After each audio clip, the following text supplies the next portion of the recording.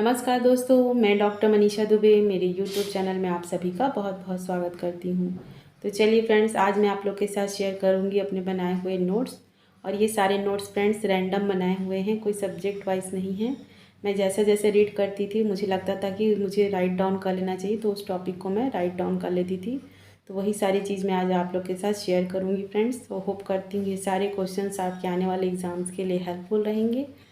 तो मेरे साथ वीडियो के एंड तक ज़रूर बने रहिए। तो चलिए देरी ना करते हुए आज का वीडियो हम स्टार्ट करते हैं।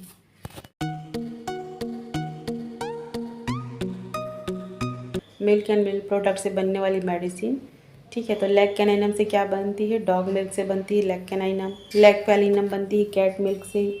लैक वैक्सीनम काउ मिल्क से। लैक डिफ्लोरेटम स्किम्ड काउ मिल्क से। एंड द लैक वैक्सीनम कोगुलेटम कर्ड से बनती है। उसी तरह हम देखते हैं लैक वैक्सीनोफ्लोक क्रीम से बनती है। And koumiss fermentation from the ass milk, ठीक है। तो इसमें से क्वेश्चन एग्जाम में ज़रूर पूछे जाते हैं फ्रेंड, तो आप लोग इसको सभी को अच्छे से याद कर लीजिएगा। चलिए आगे बढ़ते हैं। क्वेश्चन है फ्रेंड ईसीजी वेव से रिलेटेड है, जिसमें कि हमको P Q R S and T wave दिखाई दे रहे हैं।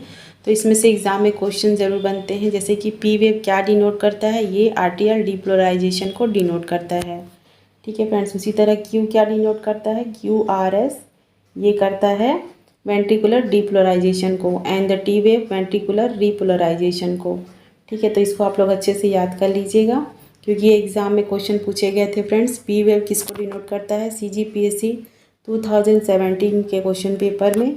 तो इसमें ये सारे ऑप्शन दिए रहेंगे फ्रेंड, तो आप लोग को बताना है, ठीक है। तो पी वेव किसको डिनोट करता है? Atrial depolarisation. Depolarisation means contraction को डिनोट करता है। एंड द रिपोलराइजेशन रिलैक्सेशन को डिनोट करता है। तो टी वेव वेंट्रिकुलर रिपोलराइजेशन को, एंड द PQRS डिपोलराइजेशन को डिनोट करता है फ्रेंड। तो चलिए इसके बारे में थोड़ा अपन डिटेल में देखते हैं, क्योंकि ये क्वेश्चन कभी ना कभी एग्जाम में फिर पूछे जा सकते हैं, तो आप लोग को अच्छे से पता होना चाहिए। तो देखते हैं अपन, जैसे कि पी वेव क्या है? Depolarization of the atria. Q wave क्या है? Activation of the atrioseptal region of the ventricular myocardium. उसी तरह आर वेव क्या है? Depolarization of the ventricular myocardium. S wave activation of the posterior basal portion of the ventricles. And the T wave rapid ventricular repolarisation को denote करता है, ठीक है friend. तो इसको आप लोग अच्छे से देख लीजिए, ये चार्ट में भी दिखाई दे रहा है। पी वेव जो कि है आर्टियल डिपोलराइजेशन को डिनोट कर रहा है, जिसे कि अपन PAR इंटरवल कहते हैं। उसी तरह QRS कॉम्प्लेक्स क्या है? Ventricular depolarisation. And the ventricular repolarisation क्या है? टी वेव को डिनोट करता है। तो ये आप लोग चार्ट देख के अच्छे से समझ सकते हैं। डिपोलराइजेशन कॉन्ट्रैक्शन को, एंड द रिपोलराइजेशन रिलैक्सेशन को डिनोट करता है, ठीक है फ्रेंड्स। चलिए आगे बढ़ते हैं। तो चलिए अपन अब थोड़ा सा इम्यूनोग्लोबुलिन्स के बारे में जान लेते हैं। IgA, IgG, IgM, IgE and IgD के बारे में। तो सबको थोड़ा सा डिटेल में अच्छे से जानते हैं। तो सबसे पहले अपन देखते हैं IgA के बारे में। IgA क्या है? It is a found in the lining of respiratory tract and the digestive system as well as the saliva, tears and the breast milk, ठीक है। IgA हमको कहाँ कहाँ देखने को मिलेगा? Lining of respiratory tract, digestive system as well as in the saliva, tears and the breast milk में। Next क्या है? IgG। This is the most common antibody. It is a blood and other body fluids and the protect against the bacteria and the viral infection से हमको protect करने में help करती है, ठीक है फ्रेंड। तो इसको भी आप लोग याद कर लीजिएगा।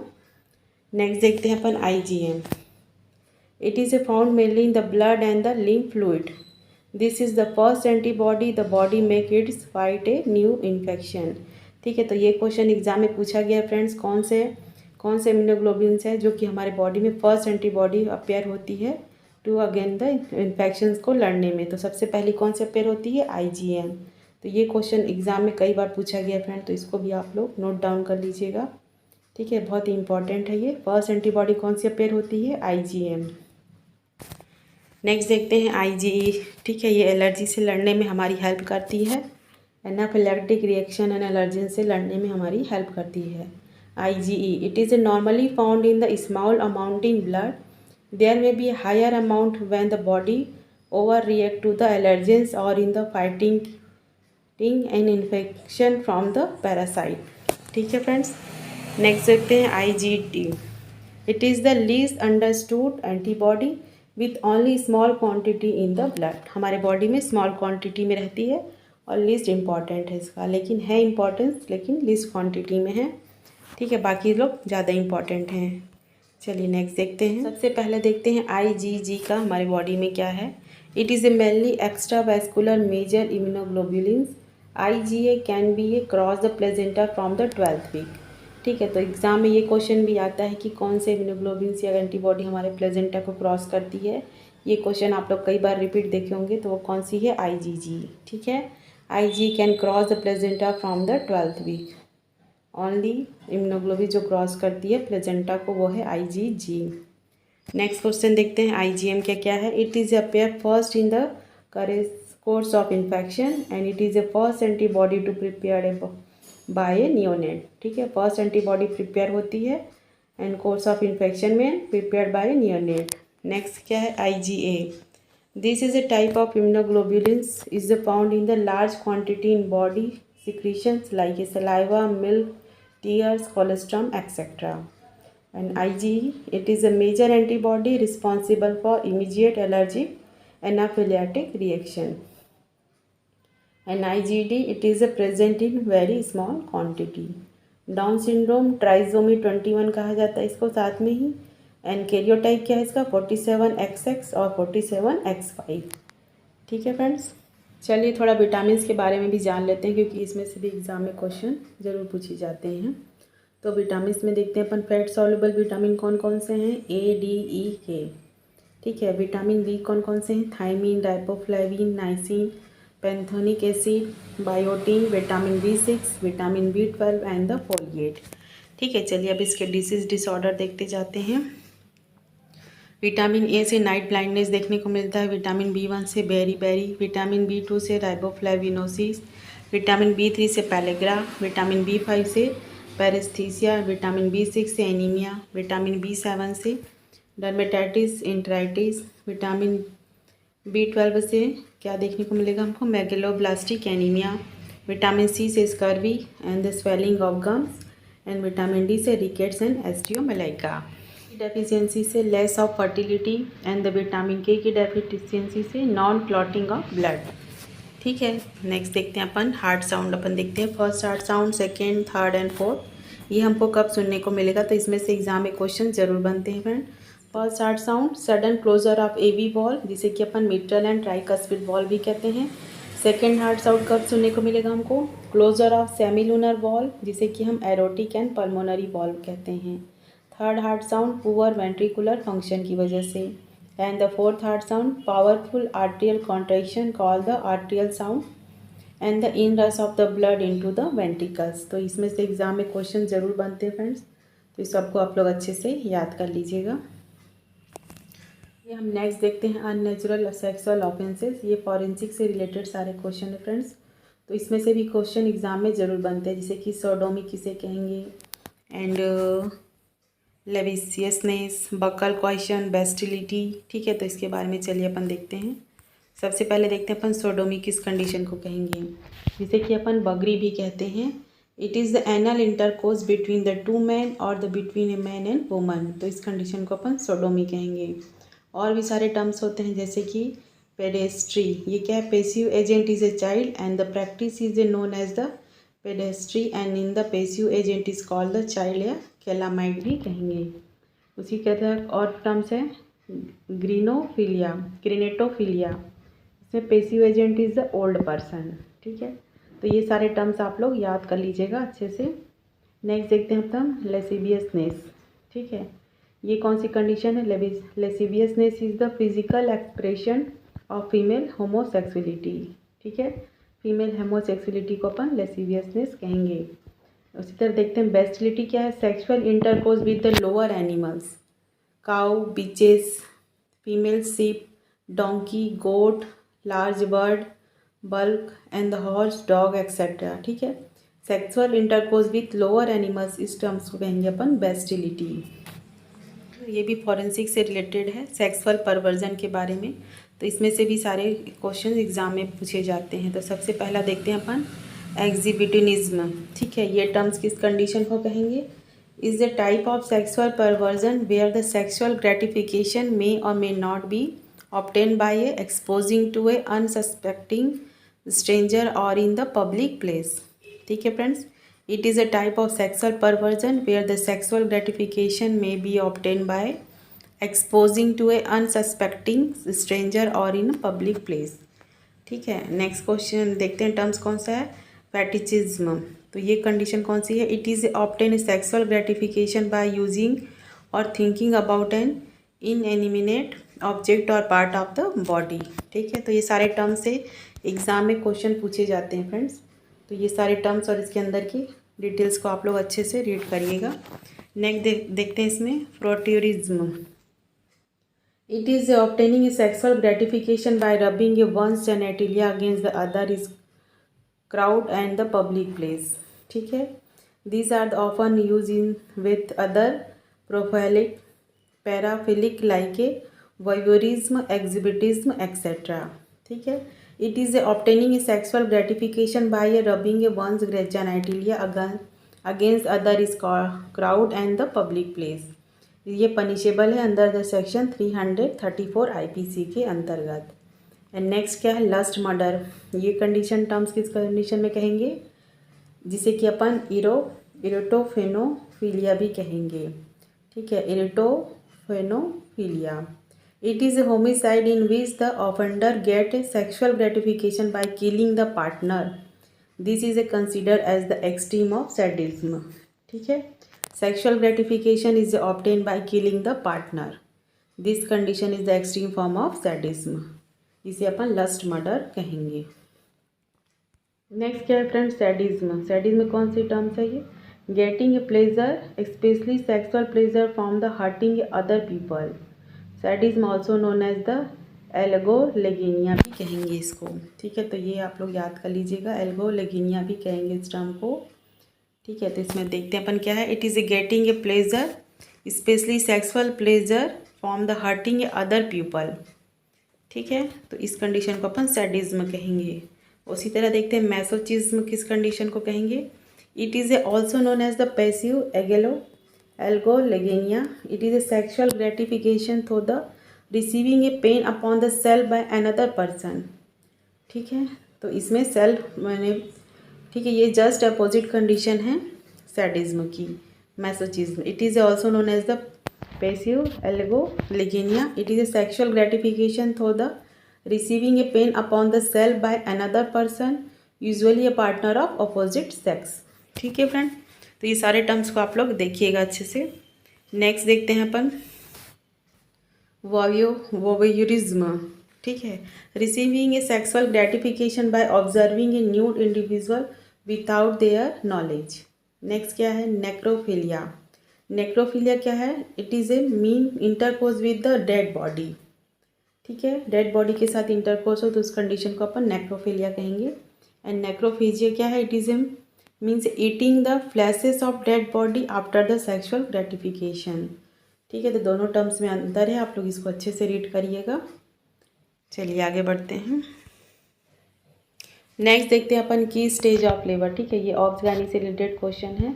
तो स्टेजेस ऑफ लेबर के ऊपर क्वेश्चन एग्जाम में जरूर पूछे जाते हैं। इसके सीक्वेंस आपको उल्टे सीधे मिलेंगे क्वेश्चन में और आपको करेक्ट सीक्वेंस में इसको आंसर को देना रहेगा। तो चलिए सबसे पहले देखते हैं इसमें क्या होता है। Sequence, right sequence.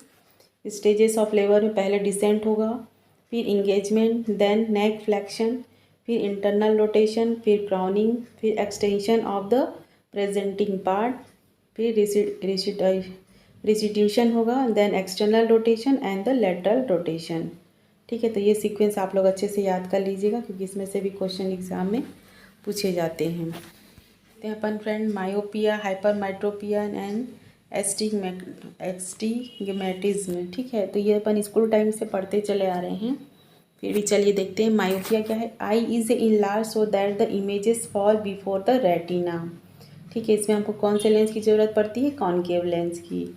ठीक है, तो ये क्वेश्चन एग्जाम में पूछे जा सकते हैं। कौन से लेंस की लगती है मायोपिया कंडीशन में? हाइपरमेट्रोपिया में कॉन्वेक्स लेंस की ज़रूरत पड़ती है। हाइपरमेट्रोपी क्या है? It is a parallel rays are a focused behind the retina. ठीक है, तो इसमें हमको कॉन्वेक्स लेंस की ज़रूरत पड़ती है। ठीक है फ्रेंड, ये कॉन्वेक्स है, ये इसमें कॉन्केव लेंस की रहती है और इसमें कॉन्वेक्स लेंस की। उसी तरह देखते हैं अपन astigmatism, irregular curvature of the eye, cornea और लेंस, जिसे कि अपन को सिलेंड्रिकल लेंस की ज़रूरत पड़ती है। ठीक है, तो ये सब आप लोग अच्छे से याद कर लीजिएगा। देखते हैं हम नेक्स्ट है Dubin Johnson syndrome, Crigler Najjar syndrome and the Gilbert syndrome. तो इसके बारे में थोड़ा अपन डिटेल में अच्छे से जानते हैं, क्योंकि इसमें से भी एग्ज़ाम में क्वेश्चन पूछे जाते हैं कि कौन से कॉन्जुगेटेड बिलीरुबिनेमिया है और किस में हमको अनकॉन्जुगेटेड बिलीरुबिनेमिया देखने को मिलता है। तो डुबिन जॉनसन सिंड्रोम में हमको कॉन्जुगेटेड बिलीरुबिनेमिया देखने को मिलता है, बाकी सभी में अनकॉन्जुगेटेड। ठीक है, तो ये क्वेश्चन एग्जाम में कई बार रिपीट पूछे गए हैं फ्रेंड, तो इस चीज़ को आप लोग अच्छे से याद कर लीजिएगा। तो चलिए देखते हैं क्या है डुबिन जॉनसन सिंड्रोम। इसके बारे में जानते हैं। इसमें कॉन्जुगेटेड हाइपर बिलीरुबिनेमिया देखने को मिलता है। इसे अपन ब्लैक लीवर जॉइंटिस सिंड्रोम भी कहते हैं। ठीक है फ्रेंड, तो इसको भी आप लोग नोट डाउन कर लीजिएगा, क्योंकि क्वेश्चन इसमें से भी पूछे जा सकते हैं। ब्लैक लीवर जॉइंटिस सिंड्रोम किसको कहेंगे? तो ये डुबिन जॉनसन सिंड्रोम का ही नाम है। ठीक है, इसमें कॉन्जुगेटेड हाइपर बिलीरुबिनिया देखने को मिलता है, ये आप लोग याद कर लीजिएगा अच्छे से। बाकी में अनकॉन्जुगेटेड हाइपर बिलीरुबिनिया देखने को मिलेगा। चलिए इसके बारे में जानते हैं क्या है ये। It is a rare benign genetic liver disorder. It is an inherited autosomal recessive disorder. ठीक है, तो ये भी आप लोग नोट डाउन कर लीजिएगा, ये ऑटोजोमल रेसेसिव डिसऑर्डर है। ठीक है, इसमें से भी एग्जाम में क्वेश्चन बन सकते हैं कि ऑटोजोमल डोमिनेंट है कि रिसेसिव है कि एक्स लिंक्ड है। ठीक है, तो क्वेश्चन किसी भी तरीके से पूछे जा सकते हैं। तो it is a rare benign genetic liver disorder. It is inherited in a autosomal recessive disorder, a condition characterized by a jaundice which is a yellow of the skin and the white of the eye.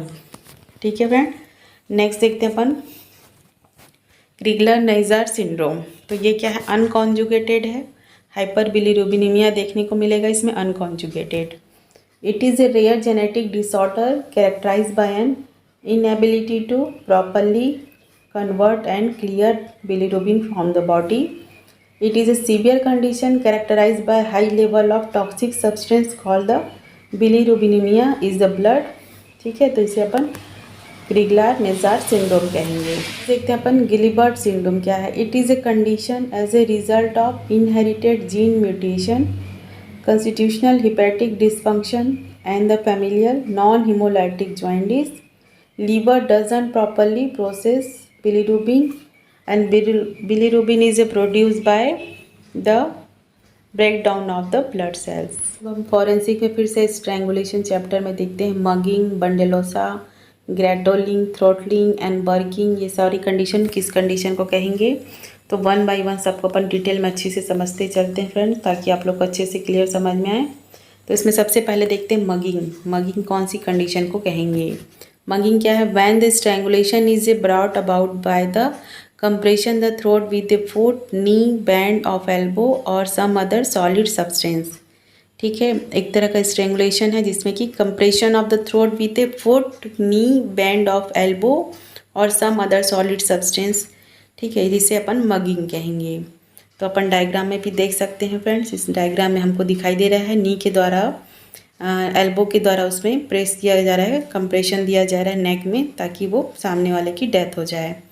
ठीक है, तो इसमें अपन को दिखाई दे रहा है strangulation cause by holding the neck of the victim in the band of the elbow और the sleeper hold और the knee of the assailant. ठीक है फ्रेंड्स, नेक्स्ट देखते हैं अपन बैंडोलोसा। बैंडोलोसा में क्या कंडीशन देखने को मिलेगी अपन को? क्या है? It is a form of the strangulation practice in the northern India. Neck is a compress between the two sticks और a hand object usually in the bamboos, जिसे कि हम बांस कहते हैं। तो उसका यूज़ करके सामने वाले पर्सन को अपन मारते हैं इस कंडीशन में। क्या है देखते हैं। It is a form of asphyxia that occurs due to the constriction of the neck by ligature without the suspending the body. ठीक है, and the bandelosa is a form of strangulation practice in the northern India. Strong bamboo is placed across the throat and another across the back of the neck. Both that end are tied with the rope, due to which is the victim is squeezed to death. Something the chest may be squeezed forcibly between the two sticks placed across the back and front of the upper part of the chest. This interfere with the respiration and cause a laceration of the muscles and the fracture of the rib.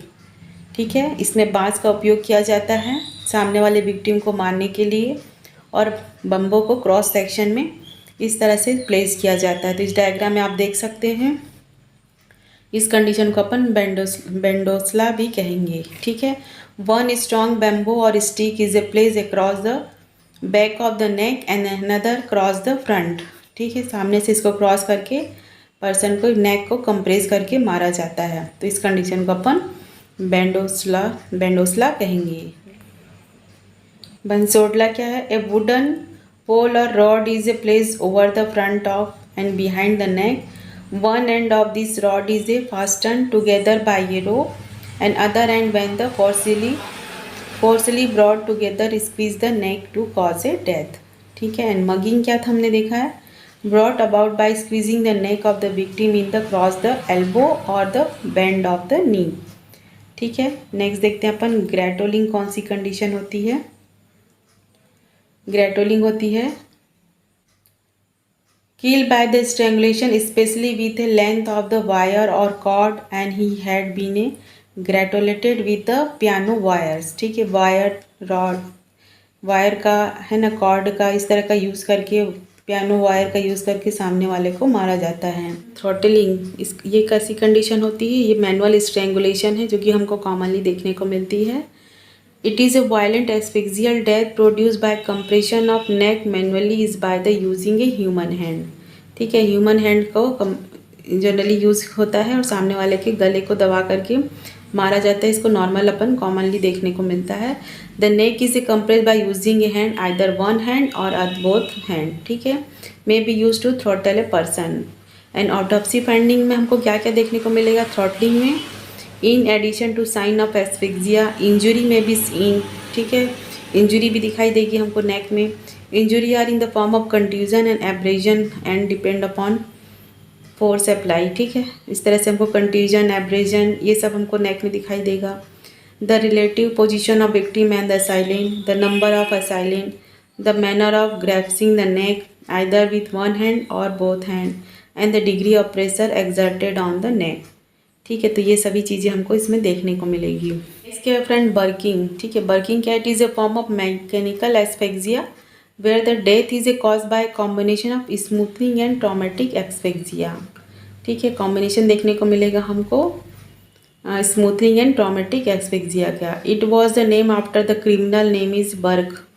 Criminal name Burke के नाम पे इसका नाम बर्किंग रखा गया है। ठीक है, external sign of suffocation is absent in this case.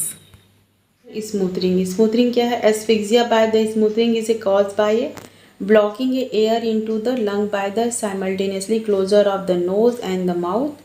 They are usually homicidal and they rarely suicidal and very rarely accidental.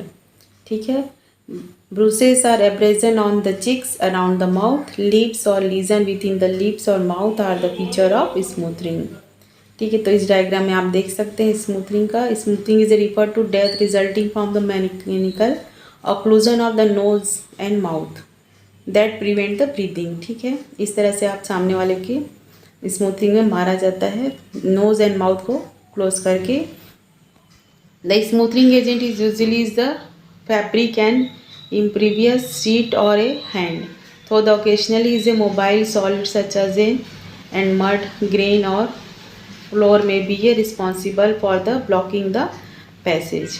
ठीक है फ्रेंड, तो इस तरह से आप देख करके इसको समझ सकते हैं। तो चलिए अपन देख लेते हैं एक बार लास्ट में स्ट्रैंगुलेशन के बारे में पूरे अच्छे से। Strangulation is the that form of asphyxia which is a cause by the constriction of the neck by ligature और by some other mean without the suspension of the body. ठीक है, types of method of strangulation देख लिए हम लोग कौन कौन से हैं। Throttling, bansdola, mugging, garrotting. ठीक है, तो ये सभी स्ट्रैंगुलेशन के अंतर्गत आते हैं।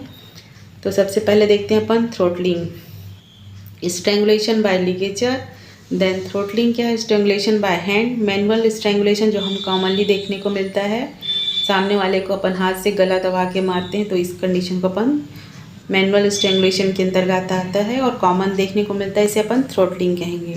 उसके बाद क्या है, strangulation by mean other than a ligature material और हैंड और limb, example is the bansdola. ठीक है, कोई हाथ के बिना यूज़ किए कोई अदर मटेरियल या लिगेचर का यूज़ करके या बम्बू या बांस का उपयोग करके सामने वाले को मारते हैं, तो उस कंडीशन को अपन इसके अंतर्गत लाते हैं। नेक्स्ट क्या है, मगिंग क्या है, अपन देखे थे सबसे पहले स्टार्टिंग में, strangulation by compressing the neck in the knee bend और एल्बो बैंड के द्वारा मारा जाता हो तो उसको मगिंग कहेंगे। ग्रेटोलिंग क्या है, garrotting, special type of strangulation by ligature. ठीक है, तो ये सारे टर्म्स आप लोग अच्छे से याद कर लीजिएगा क्योंकि एग्जाम में इसमें से भी क्वेश्चन जरूर बनते हैं।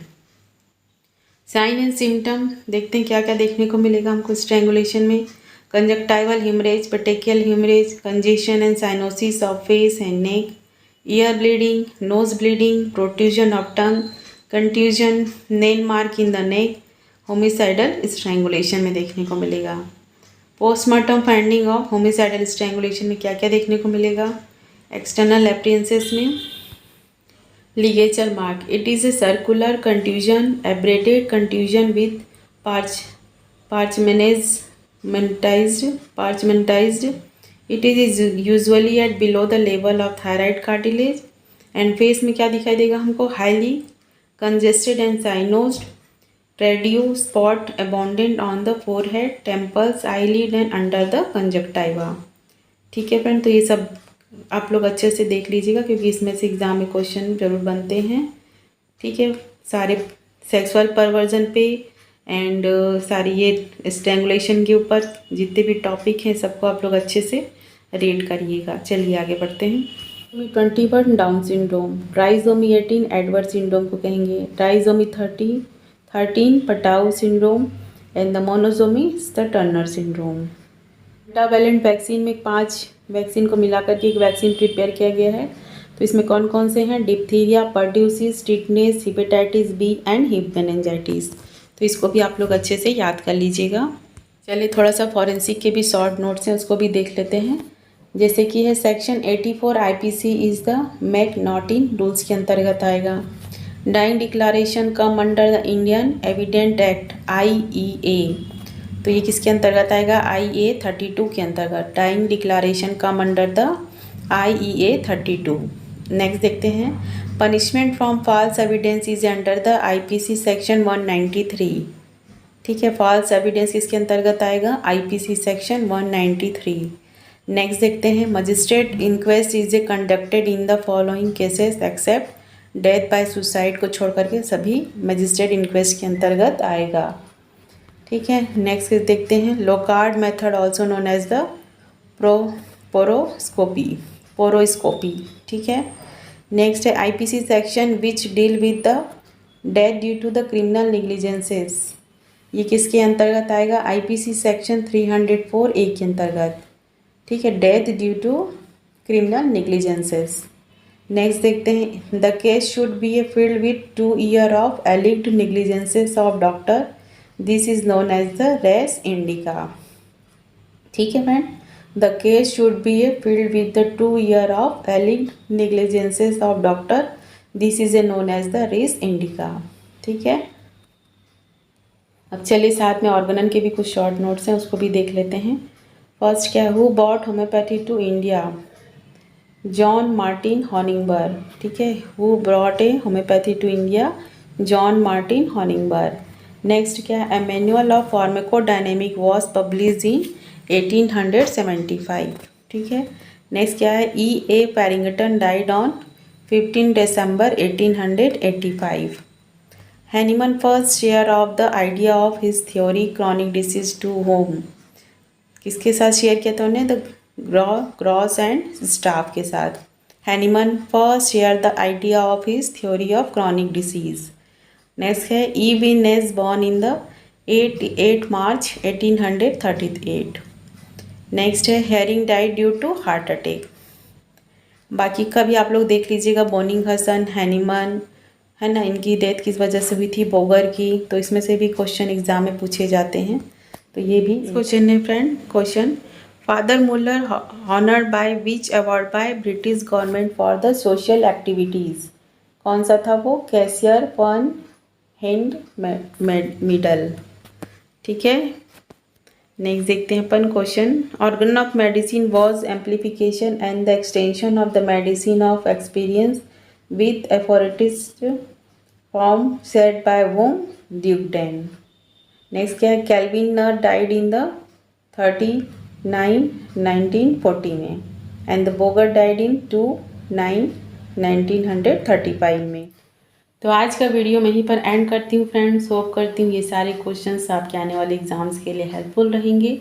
और आप यदि मेरे साथ ऐसे जुड़े रहना चाहते हैं तो प्लीज़ मेरे वीडियो को लाइक कीजिए, चैनल को सब्सक्राइब कीजिए, साथ ही साथ बेल आइकन को प्रेस करना ना भूलें फ्रेंड्स, ताकि आने वाले नेक्स्ट वीडियो के बारे में आप लोग को नोटिफिकेशन मिल सके। मिलते हैं नेक्स्ट वीडियो में, तब तक अपना ख्याल रखिए। Take care, thank you and best of luck.